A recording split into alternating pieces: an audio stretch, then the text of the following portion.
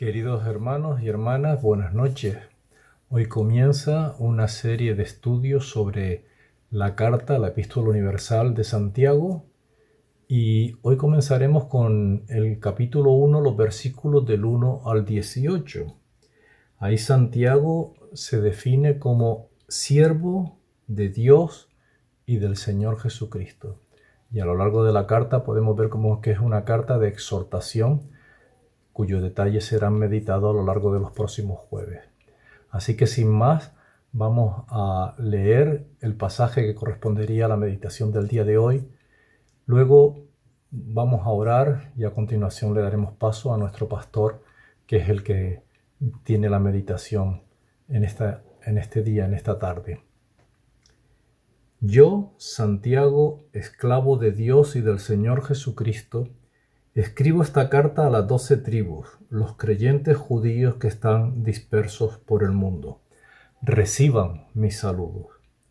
Amados hermanos, cuando tengan que enfrentar cualquier tipo de problemas, considérenlo como un tiempo para alegrarse mucho, porque ustedes saben que siempre que se pone a prueba la fe, la constancia tiene una oportunidad para desarrollarse. Así que dejen que crezca, pues una vez que su constancia se haya desarrollado plenamente, serán perfectos y completos y no les faltará nada. Si necesitan sabiduría, pídansela a nuestro generoso Dios y Él se la dará. No los reprenderá por pedirla. Cuando se la pidan, asegúrense de que su fe sea solamente en Dios y no duden, porque una persona que duda tiene la lealtad dividida y es tan inestable como una ola del mar que el viento arrastra y empuja de un lado a otro. Esas personas no deberían esperar nada del Señor. Su lealtad está dividida entre Dios y el mundo y son inestables en todo lo que hacen. Los creyentes que son pobres pueden estar orgullosos porque Dios los ha honrado, y los que son ricos deberían estar orgullosos de que Dios los ha humillado. Se marchitarán como una pequeña flor de campo.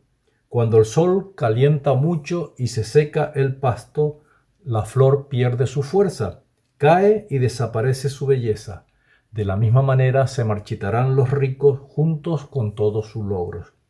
Dios bendice a los que soportan con paciencia las pruebas y las tentaciones, porque después de superarlas recibirán la corona de vida que Dios ha prometido a quienes le aman. Cuando sean tentados, acuérdense de no decir, Dios me está tentando. Dios nunca es tentado a hacer el mal. Jamás tienta a nadie. La tentación viene de nuestros propios deseos, los cuales nos seducen y nos arrastran. De esos deseos nacen los actos pecaminosos y el pecado, cuando se deja crecer y da luz a la muerte. Así que no se dejen engañar, mis amados hermanos. Todo lo que es bueno y perfecto es un regalo que desciende a nosotros de parte de Dios, nuestro Padre, quien creó todas las luces de los cielos. Él nunca cambia ni varía como una sombra en movimiento. Él, por su propia voluntad, nos hizo nacer de nuevo por medio de la palabra de verdad que nos dio, y toda la creación, nosotros llegamos a ser su valiosa posesión. Este texto que acabamos de leer y la meditación que a continuación nuestro pastor va a hacer, podríamos titularlo cuando la fe se pone a prueba. Y precisamente con detalle nos va a ser explicado este texto en esta noche. La estructura que seguimos los jueves a lo largo del mes tiene 3 enfoques. El primero ocupa los 2 o 3 primeros jueves de cada mes, dependiendo si el mes tiene 4 o 5 jueves. Y en este primer enfoque abordamos una serie sobre doctrina, un libro de la Biblia o un tema con relación a la vida cristiana. Enrique Solana acaba de terminar la serie sobre la culpa, la gracia y el perdón. Y ahora en el mes de diciembre y hasta el tercer jueves de febrero abordaremos una serie sobre la Carta de Santiago. El segundo enfoque ocupa el tercer o cuarto jueves de cada mes. En él solemos tener predicaciones libres compartidas por predicadores de la iglesia o predicadores de otras congregaciones u otro tipo de serie, como la que empezamos en el mes de noviembre, sobre salud mental en la infancia, adolescencia y juventud, que va a estar impartiendo José Luis Gómez, psiquiatra y anciano de una iglesia en Fuerteventura, hasta el mes de abril. Y el tercer enfoque ocupa el último jueves de cada mes, y es un espacio libre para compartir testimonio, predicaciones cortas, alguna canción o lo que Dios está haciendo contigo, por ejemplo. Si quieres participar en el mes de diciembre, te puedes poner en contacto conmigo, que coordino el culto libre de este mes. Ahora nos vamos a la Carta de Santiago para comenzar esta nueva serie. En esta serie participarán también Esteban Halinan y Josué Bello, y entre los tres nos compartiremos las diferentes exposiciones bíblicas de la serie. Cuando le comenté a Patri que haríamos una serie sobre Santiago, me dijo que la Carta de Santiago era el libro de la Biblia favorito de Sol Hernández, que le gustaba por lo directa y clara que era en cuanto a la vida cristiana. Para algunos comentaristas o expositores bíblicos es lo más parecido que tenemos en el Nuevo Testamento a la literatura sapiencial, una versión del Nuevo Testamento de Proverbios, por ejemplo. Para otros, la lectura o el estudio de la Carta de Santiago es el equivalente cristiano de ir al dentista. Es algo que sabes que va a ser bueno para ti, pero no es algo que vayas a abordar con mucho entusiasmo. Y si sabes que vas a ir al dentista cada semana durante los 3 próximos meses, es algo que no te va a volver muy loco, aunque tengas la convicción que será algo muy positivo para tu vida. Los jóvenes están terminando de estudiarla en el discipulado de jóvenes que tienen los jueves por la tarde, y son conscientes de lo directo y claro que es Santiago con los diferentes temas que aborda. Pero si no estás muy familiarizado con la carta, te vas a dar cuenta que a medida que avanzamos de esta realidad, Santiago nos dice cosas como que no es suficiente con escuchar la Biblia, sino que tenemos que ponerla en práctica, que no debemos de hacer acepción de personas, que si no controlas tu lengua, tu religión o tu espiritualidad no vale para nada, y cosillas así. Así que semana tras semana vamos a escuchar cosas duras que nos harán sentarnos y reflexionar. Pero como ocurre con la visita al dentista, volverás si sabes que todo tiene un buen propósito. Y precisamente ese va a ser el objetivo de hoy, descubrir el propósito de la carta y entender por qué va a ser bueno para nosotros profundizar en ella. Y lo vamos a hacer a partir de los versículos que nos leyó antes José Luis. Así que empecemos por el principio, versículo 1. Yo, Santiago, esclavo de Dios y del Señor Jesucristo, escribo esta carta a las 12 tribus, los creyentes judíos que están dispersos por el mundo. Reciban mi saludo. Aquí tenemos a un hombre que va directo al grano y que no se anda con rodeos, y su estilo contundente y directo se deja ver desde el inicio de la carta. No sé si lo sabías, pero Santiago con toda probabilidad era hermanastro de Jesús, hijo de José y de María, y en este momento era uno de los líderes de la iglesia en Jerusalén. Y se dirige a todos los judíos que han entregado su vida a Cristo y que se encuentran en diferentes lugares. Por todo esto y algunos detalles más, es una carta distinta al resto de epístolas que encontramos en el Nuevo Testamento. El resto de cartas fueron escritas para una iglesia concreta, en un momento concreto, en un lugar concreto, por lo que es muy importante comprender su contexto. Pero en el caso de Santiago es algo diferente. Se trata más bien de la sabiduría de Dios que se traspasa directamente de la página a cualquiera que la lea en cualquier generación. Aunque si seguimos leyendo en el versículo 2, esto nos puede llevar a confusión, porque es fácil pensar que esta sabiduría no ha resistido la prueba del tiempo. Porque si nos vamos a Triana, por ejemplo, y comenzamos a leer las palabras de Santiago del versículo 2, la gente podría pensar que nos faltaría un tumbito. Amados hermanos, cuando tengan que enfrentar cualquier tipo de problema, considérenlo como un tiempo para alegrarse mucho. ¿Cómo es posible que Santiago diga esto? Seguramente lo que queremos todos es ser felices, ¿verdad? ¿No es eso de lo que se trata la vida realmente? Si vamos más adelante, a los versículos 9 y 10, vemos que dice algo igualmente extraño. Los creyentes que son pobres pueden estar orgullosos porque Dios los ha honrado, y los que son ricos deberían de estar orgullosos de que Dios los ha humillado. Se marchitarán como una pequeña flor de campo. Tampoco concuerda con lo que solemos escuchar a nuestro alrededor. Así que lo que está muy claro aquí es que la sabiduría de Santiago es muy diferente a la sabiduría que se escucha en la televisión, en la oficina, en los bares, restaurantes, de la isleta y de toda Gran Canaria. ¿Cómo es posible que Santiago diga este tipo de cosas?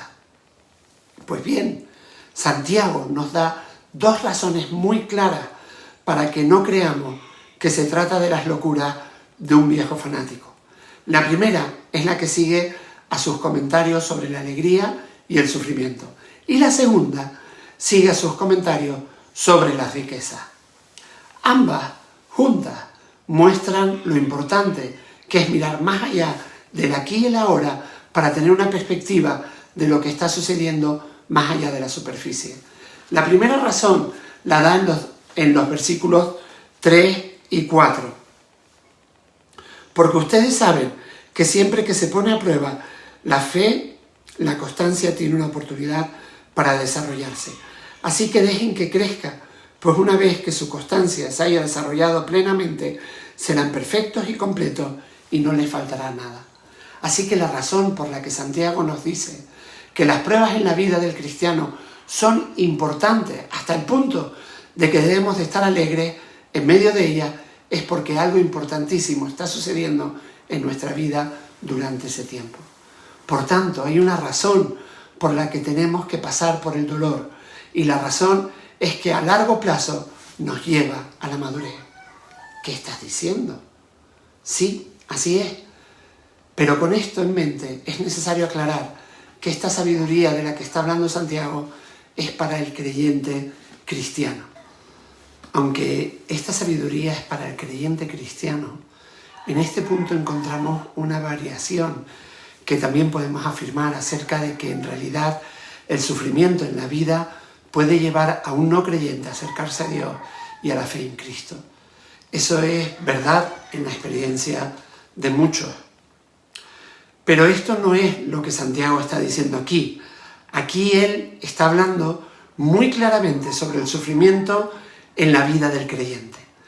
Y por supuesto, esto echa por tierra la mentira que casi seguro has escuchado de que una vez que alguien viene a la fe en Cristo, todos los problemas desaparecerán. Simplemente esto no es verdad. Y es una herejía que está en la Iglesia, tanto en nuestro país como en particular si viajamos alrededor del mundo. El nombre de esta herejía es el Evangelio de la Prosperidad. Y es absolutamente venenoso porque causa estragos en la fe de la gente. Y tenemos que ser muy claros. Esto no es lo que la Biblia dice. También es verdad que la Biblia tampoco dice que salgamos en busca del sufrimiento. Eso es también tergiversar la verdad. Pero lo que sí dice, y lo podemos ver muy claramente aquí, es que en medio de las pruebas y las dificultades crecemos en madurez. Y no se refiere a las que únicamente enfrentamos debido a que somos cristianos, sino a las de la vida en sí. Por ejemplo, las molestias del día a día que produce el tráfico en la mañana, el que la guagua se retrase, o que no te den el préstamo que estabas esperando, o que los niños cojan una perreta, o que tengas que ajustarte para llegar a final de mes, o que alguien no encaje contigo en tu equipo de trabajo o en tu ministerio. Quizás todos estos ejemplos están en un extremo de la escala de valores, al mismo tiempo que en el otro extremo encontramos una enfermedad grave, la ruptura de una relación, la muerte de alguien querido o incluso la persecución o el martirio. Todas estas cosas son reales y lo que está diciendo Santiago es que a medida que perseveramos a través de todas estas pruebas, grandes o pequeñas, terminamos creciendo en madurez y plenitud, señalando que hay un proceso para todo ello. Y la otra cosa que es fascinante acerca de este proceso es que él dice que implica una prueba de nuestra fe. Y por supuesto el hecho de que nuestra fe sea probada, una vez más, se opone al Evangelio de la prosperidad. Porque el Evangelio de la prosperidad dice que puedes evitar estas pruebas si solo tienes suficiente fe. Ya sabes, solo ten más fe y recibirás. Pero de nuevo, eso no es lo que dice la Biblia. La Biblia dice que debes de pasar por pruebas y que éstas probarán tu fe. Y lo que es más, eso es bueno para ti, porque la prueba de tu fe producirá perseverancia. La perseverancia lleva a la madurez y esa madurez trae plenitud a la vida del creyente. Ese es el proceso que Santiago expone aquí con toda claridad. Por supuesto, una pregunta clave es qué hacer cuando esta prueba de tu fe te da vueltas en la cabeza y te quedas preguntándote qué está pasando realmente. ¿Por qué está sucediendo todo esto? ¿Qué sentido tiene todo esto? Y ante estas preguntas, Santiago da una respuesta muy clara en el versículo 5, que dice que le pregunte a Dios. Si necesitan sabiduría, pídansela a nuestro generoso Dios, y Él se la dará, no los reprenderá por pedirla. Fácil de decir, ¿verdad? No tan fácil de hacer. ¿A qué no? Porque generalmente cuando estamos en medio de una crisis, cuando más difíciles son las cosas, más impotentes y presa del pánico nos sentimos. Pero en otro nivel, ese es en realidad el sentido de todo esto.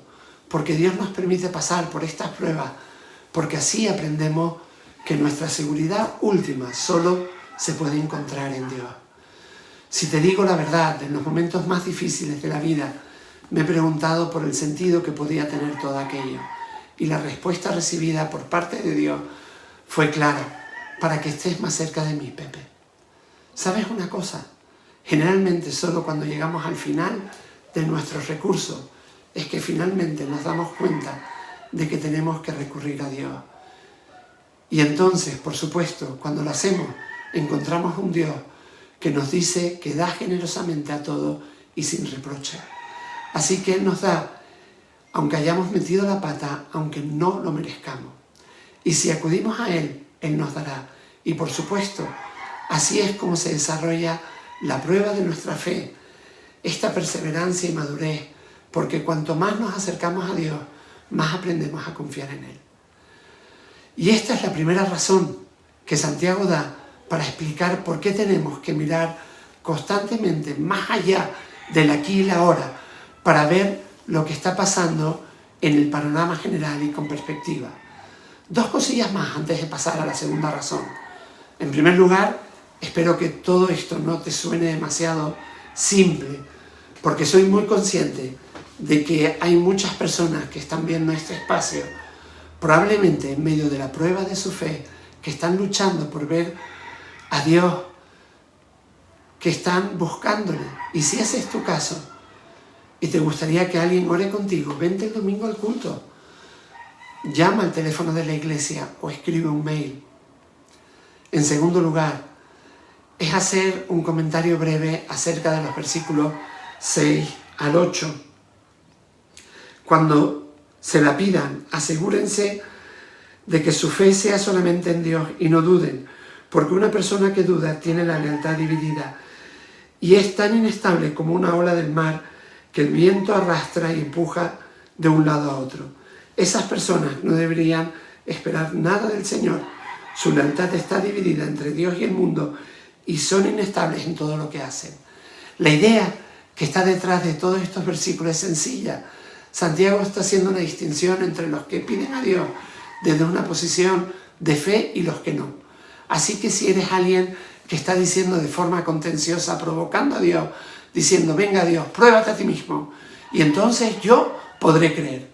Ese es el tipo de persona que Santiago dice que no puede esperar o recibir nada a cambio. Pero eso está muy lejos del creyente que dice al Señor, oye, estoy luchando, por favor ayúdame. O lo que es lo mismo, al agnóstico que dice de forma sincera, Dios, realmente no sé si estás ahí fuera, pero si lo estás, por favor, date a conocer y que realmente me pueda acercar a ti.